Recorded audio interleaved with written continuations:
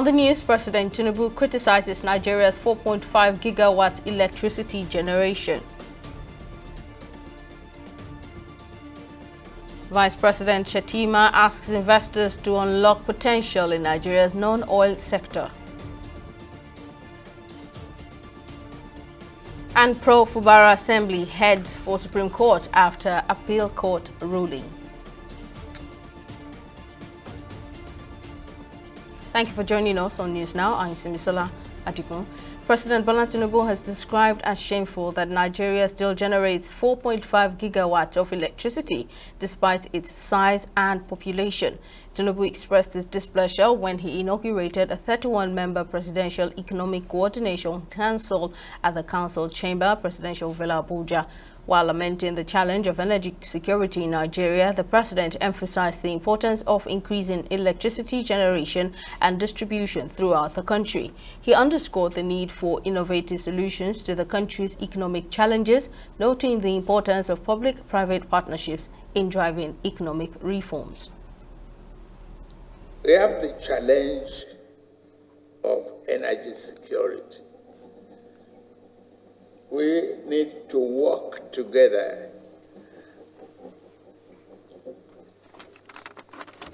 to include power, oil, and gas, to increase our own grid electricity. We are determined to do that with your cooperation and collaboration and recommendations. As a nation, it's so shameful that we have about 4.5 gigawatts. Remove all barriers for entry investment into the sector to enhance competitiveness. We've had a challenge thrown at us, and all of us, we have to be careful. The Battle of the River State House of Assembly between lawmakers loyal to the governor Siminalayi Fubara and those loyal to his predecessor and Minister of the Federal Capital Territory Nyesom Wike has shifted to the Supreme Court. Recall that the appeal court had nullified the order of a Rivers State High Court which restrained Martin Emewule and 24 other pro-Wike loyalists from parading themselves as lawmakers. However, the factional speaker of the Rivers State House of Assembly, Victor Okujumbo, has reiterated that the seats of Emewule and 24 other former lawmakers remain vacant, as declared by the then speaker following their defection from the People's Democratic Party (PDP) to the ruling All Progressives Congress (APC) on December 11, 2023. Speaking on this development in our flagship program, DG 360, legal practitioner Justice Ojieno says although the lawmakers have a right to approach the Supreme Court, the Federal High Court has the jurisdiction to decide the matter. I think that the Court of Appeal decision is very, very simple and straightforward. We must always remember that we usually say that jurisdiction is the lifeblood of every case that finds itself in court. It doesn't matter how well conducted, how brilliant the lawyers are, how brilliant the judges are. It is until the court itself has jurisdiction that is when it can rightfully be said to have decided on a matter. So I feel that it's a simple decision for the Court of Appeal. No matter how political or how emotional anybody feels about the matter, the Constitution has expressly given jurisdiction to the Federal High Court, and straightforward, I fully 100% align with the decision of the Court of Appeal on this situation. And having said that, I must also say that as much as possible, the NJC too should look into this matter, because it's becoming a pandemic where courts will know clearly that they do not have jurisdiction, yet for political reasons they will still sit over it. But we saw it happen in Kano too, where a federal high court was practically trying to decide whether a legislature has power to make certain laws or not, and a federal high court was practically sitting in judgment over chieftaincy matters. So I feel that at some point the NJC has to come in and correct some of these things that politicians are forcing members of the judiciary to delve into. Pensioners in Lagos State can now smile as the state government says it has cleared the pension backlog in the state. Governor Babajide Sanwo-Olu disclosed this when he announced the payment of 4.46 billion naira to 22,000 retirees in the state. This payment marks a pivotal step in ensuring financial security for the retirees who have served the state diligently. For more on the story, TV 360's Oge Okekwe has more. The government says the 4.46 billion payment was made to settle the outstanding pension that had accumulated over the years, adding that the payment is also part of its commitment to the welfare of its retirees and to uphold its promise of ensuring that pensioners are paid promptly. Speaking at the 105 badge of retirement bond certificate presentation ceremony to retirees, Governor Sanwo-Olu said that since assuming office, his administration has paid over 68 billion into the retirement savings accounts of retirees across various government departments.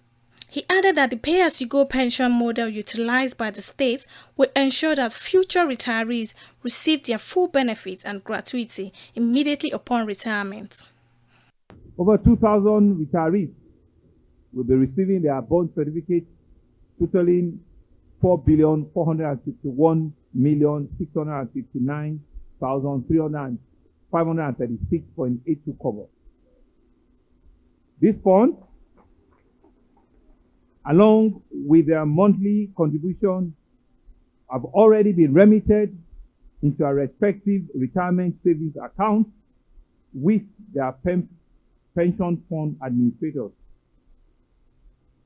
In addition to financial entitlement, the Lagos State government, through the Lagos State Health Insurance Management Agency, has launched an health insurance scheme that is tailored specifically for our retirees.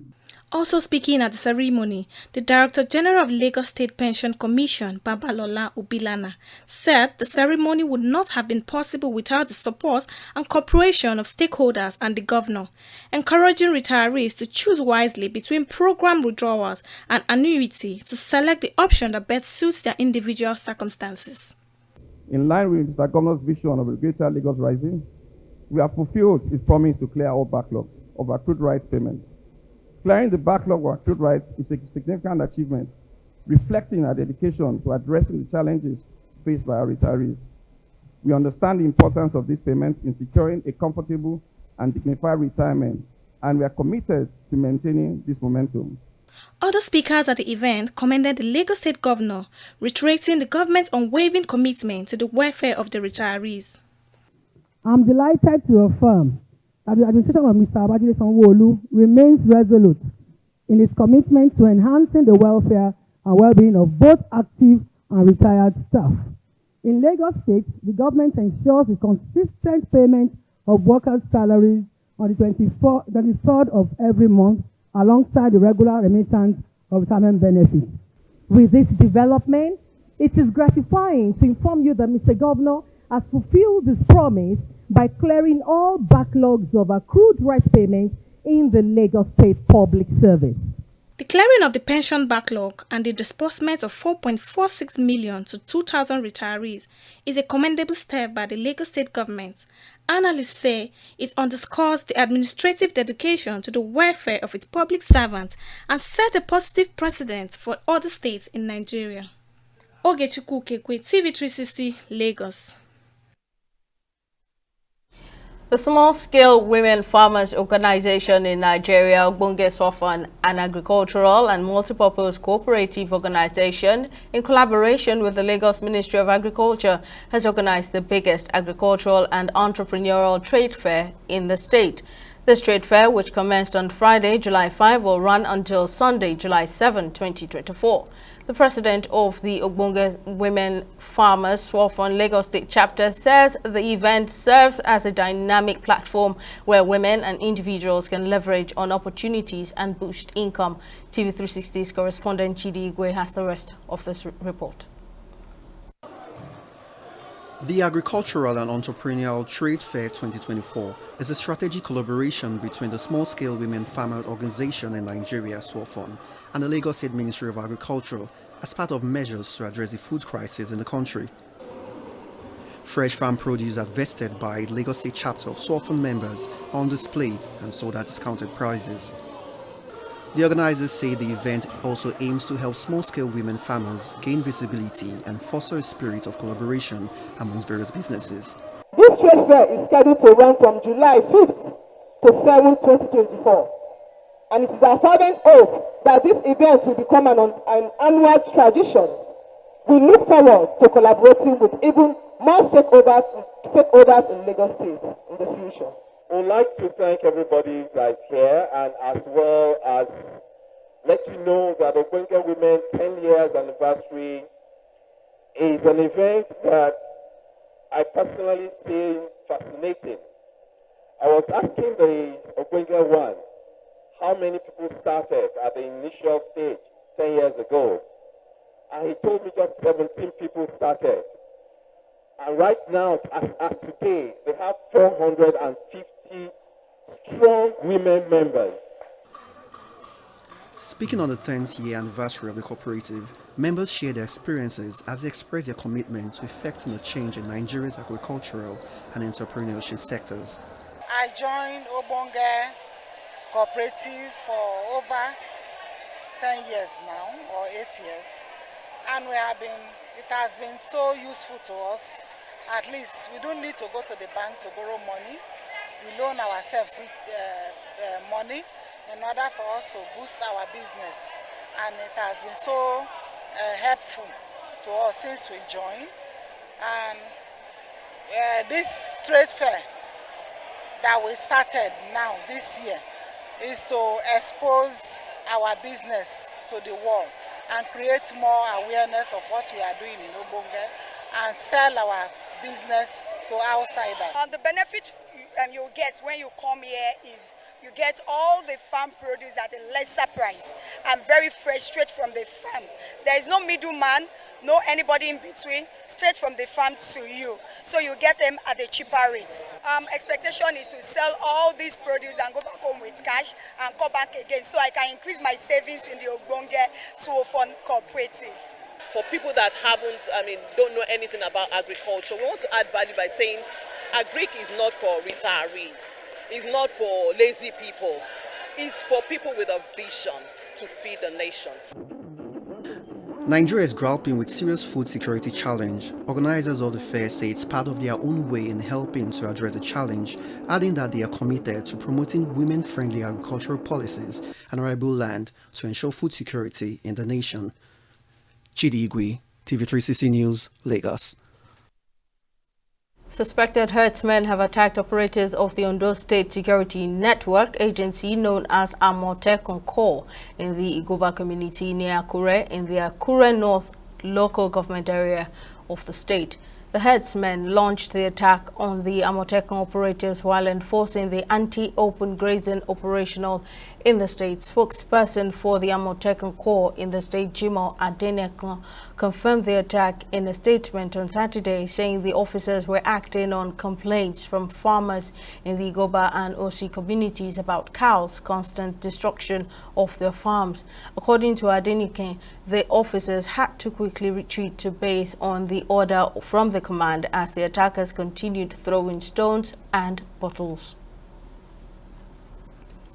The Senate has lamented that Nigeria is missing out of the $110 billion bitumen global market, just as it emphasized that there was the urgent need for the nation to tap into the market. The Senate disclosed this on Friday during a one-day public hearing on a bill seeking for an act to establish a Bitumen Development Commission of Nigeria 2023, organized by Senator representing Akwa Ibom South Senatorial District Samson Ekong, who serves as chairman of the Senate Committee on Solid Minerals. This is as the various stakeholders in the solid minerals sector threw their weight behind the establishment of the Bitumen Development Commission.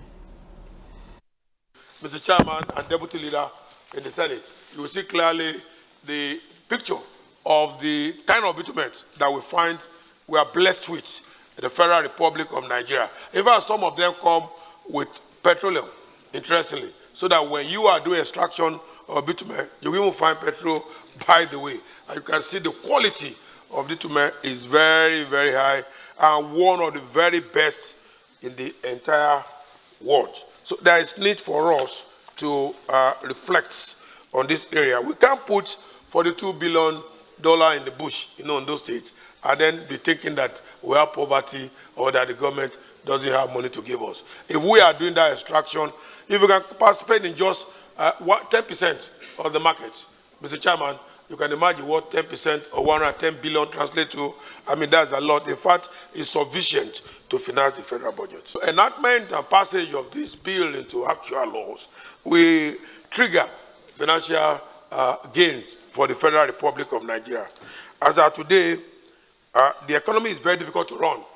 And I must be honest with you, Mr. Chairman, with 50% GDP to debt ratio is high because of the amount we need to service debt. The Bitumen Commission, from its framework, offers a major launch pad towards harnessing the vast bitumen deposits in Nigeria. This would in turn put an end to bitumen importation, will promote local content, drive economic growth, create jobs, increase our GDP, and better the lives of communities and citizens. We'll take a break here, but coming up, UK's new Prime Minister Keir Starmer kills Rwanda deportation plan on first day in office. Stay with us for details.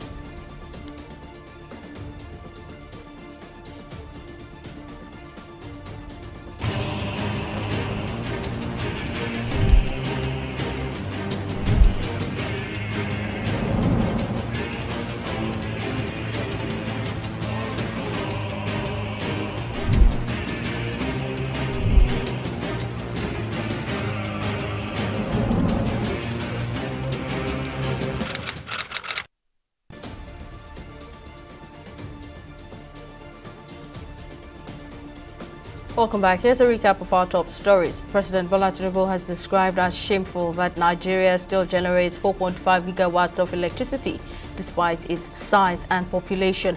Tinubu expressed his displeasure when he inaugurated a 31-member Presidential Economic Coordination Council at the Presidential Villa, Abuja. While lamenting the challenge of energy security in Nigeria, the president emphasized the importance of increasing electricity generation and distribution throughout the country. We also informed you that the battle at the Rivers State House of Assembly between lawmakers loyal to the governor, Siminalayi Fubara, and those loyal to his predecessor and Minister of the Federal Capital Territory, Nyesom Wike, has shifted to the Supreme Court.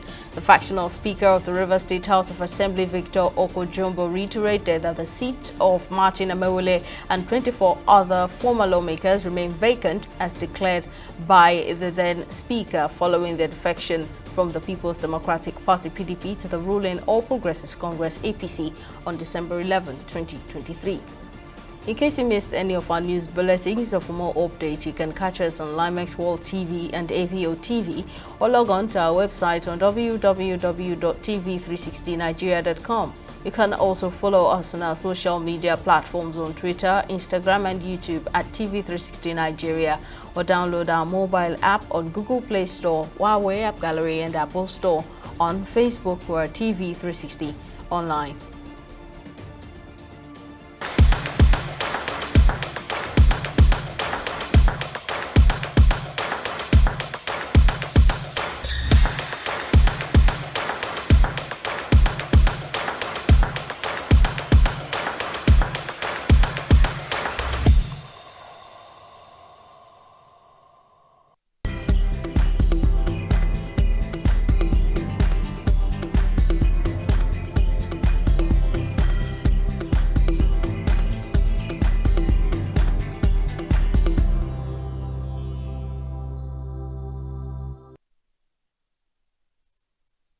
On business, Vice President Kashim Shettima has called for a significant shift from dependence on oil to other critical sectors with attractive investment returns in Nigeria during the existing Foreign Direct Investors Roundtable at the banquet hall of the Presidential Villa in Abuja.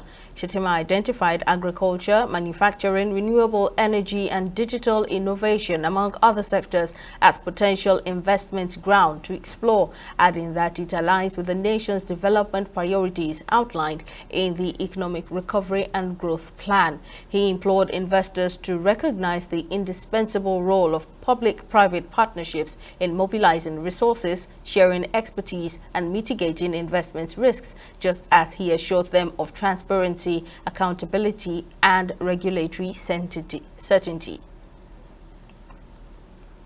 Experts have described the federal government's Presidential Economic Coordination Council as a prospective move towards reviving Nigeria's economy. On Thursday, July 4, President Bola Tinubu inaugurated the PECC and launched the Economic Stabilization Program to ensure food security, improved power supply, and enhanced social welfare and healthcare, increased energy production, as well as overall economic transformation.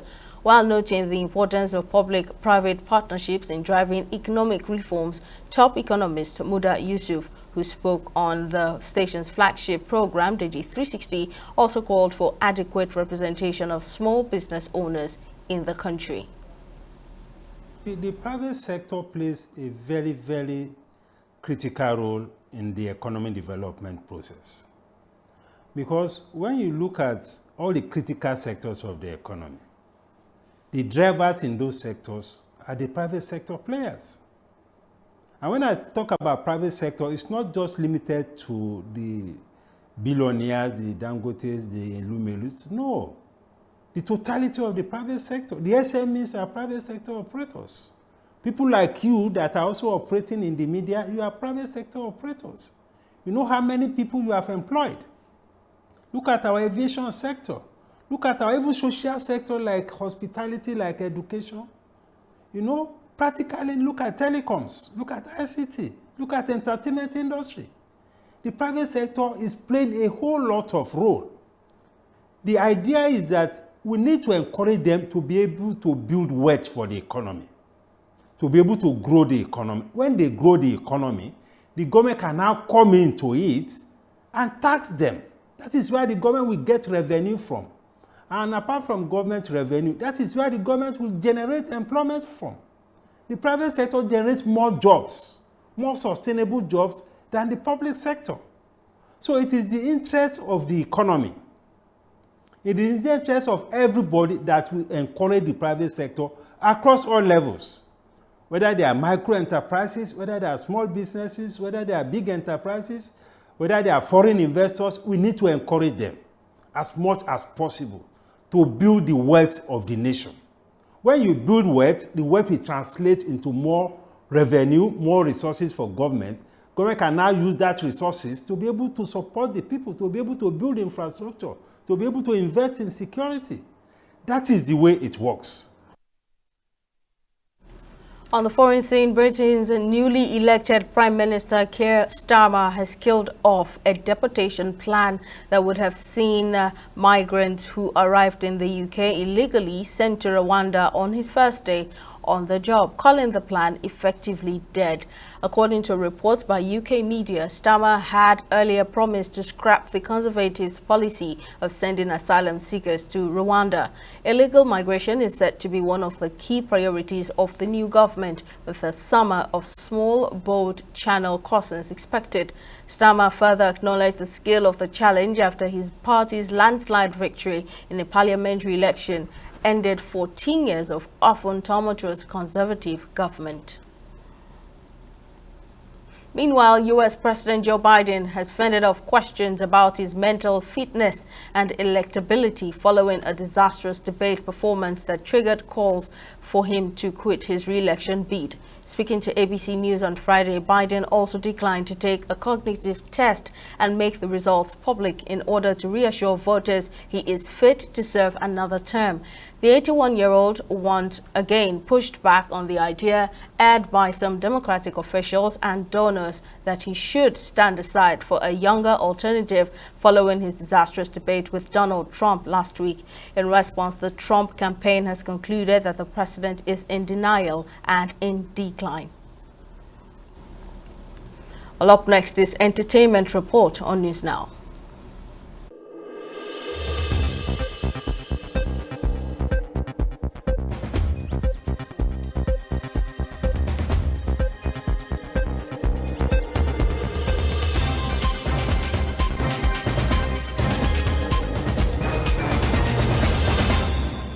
Afrobeat singer Bonab Boy has warned his colleague Dami Crane over his allegations that Davido has a hand in the death of his friend Tagbo Umuike, who died on his birthday in October 3, 2017. Crane had taken to his X handle, boldly declaring that he is willing to testify in court that Davido contributed to Tagbo's death. He went on to challenge the DMW boss to sue him if he was lying. Reacting via the comment section, Bonab Boy urged Dami Crane to pull down the post, saying that is not how to handle differences. He berated Crane for trying to send Davido to jail, stressing that he is not in support of police issues. On sports, Africa's top player Quadri Aruna will begin his campaign at the World Table Tennis star contender Bangkok with a clash against Japanese player Yukida Uda in the second round of the men's singles at the Hallmark Indoor Stadium. Aruna, who is the only African representative, is a familiar foe to Uda as he narrowly defeated him 4-3 in a closely contested match at the Hong Kong Open in 2018. He looks ahead for the Paris 2024 Olympic Games scheduled to begin later this month in France. Uda, who also defeated Portugal's João Monteiro 3-2 in the first round, says he's fired up as he prepares to face a formidable challenge from Aruna. Still on sports, African football's governing body has fined the president of the Cameroonian Football Federation, Samuel Eto'o, $200,000 for an ethics breach, but found insufficient evidence to pursue a charge related to allegations of match fixing. The Confederation of African Football, CAF, opened an investigation into Eto'o's conduct in August last year after receiving written statements from several Cameroonian football stakeholders. A disciplinary panel found external that the four-time African Footballer of the Year had seriously violated the principles of ethics, integrity, and sportsmanship of CAF by signing a contract to be an ambassador for betting company OneXBet. Eto'o's lawyers have said they will appeal against the verdict. Well, that's all on news now. Thank you very much for watching. We'll see you again next time. Bye for now.